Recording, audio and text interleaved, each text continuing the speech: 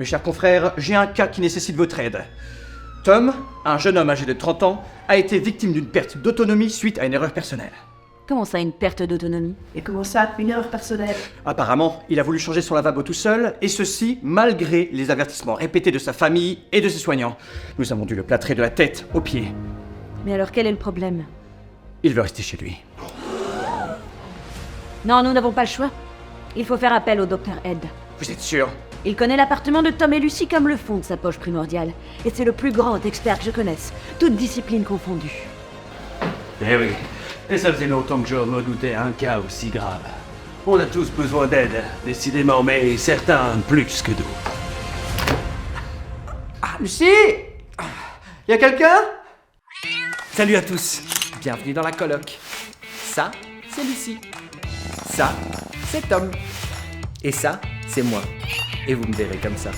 Je m'appelle Ed parce qu'on a tous besoin d'aide.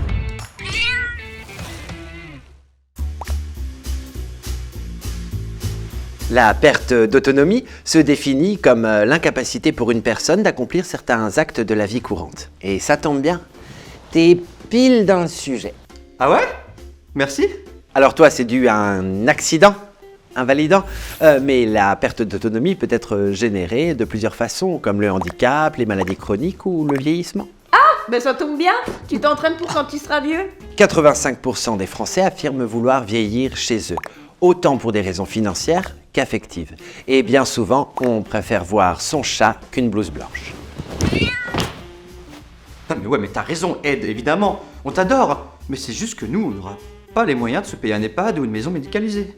Ou même y trouver une place. Heureusement, les dispositifs pour les personnes en perte d'autonomie ont évolué ces 30 dernières années. On peut donc continuer à vivre chez soi en toute sécurité. Sans avoir besoin que ta coloc te fasse ta toilette? Non mais je t'adore Lucie, hein, c'est juste un peu gênant. Les services de soins infirmiers à domicile permettent d'obtenir une aide technique pour faire sa toilette ou encore suivre la prise de médicaments. Et une aide précieuse pour coordonner les autres intervenants médicaux et paramédicaux, comme les kinés ou les aides à domicile. Et comment on fait pour le ménage, pour les repas? Enfin Lucie, merci, j'adore ce que tu fais pour moi, ouais. J'adore manger des nouilles aux pâtes. La location personnalisée d'autonomie permet de financer une aide non médicale pour faciliter la vie quotidienne.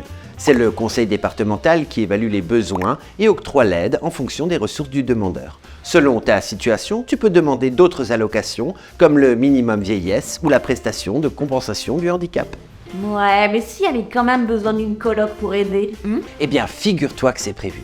Les aidants qui participent au maintien à domicile peuvent également bénéficier d'aides financières. Ah! Tu l'avais pas vu venir, celle-là? Ah non?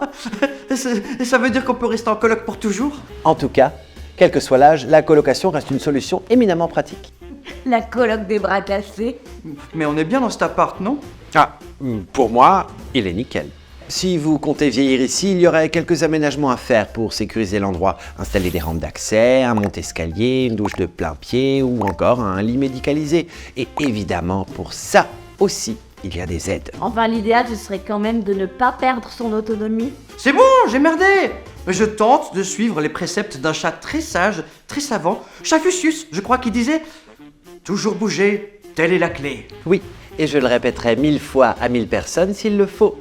L'activité physique et une bonne hygiène de vie permettent de prolonger l'autonomie. Elle favorise l'équilibre affectif, psychologique et cognitif, mais également le lien social. Avec un peu d'aide, on trouve toujours la solution.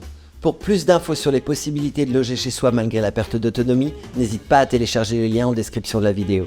Et si toi aussi tu veux être bien dans ton corps, bien chez toi et bien sur ta planète, alors abonne-toi, parce que t'as vu, on a tous besoin d'aide.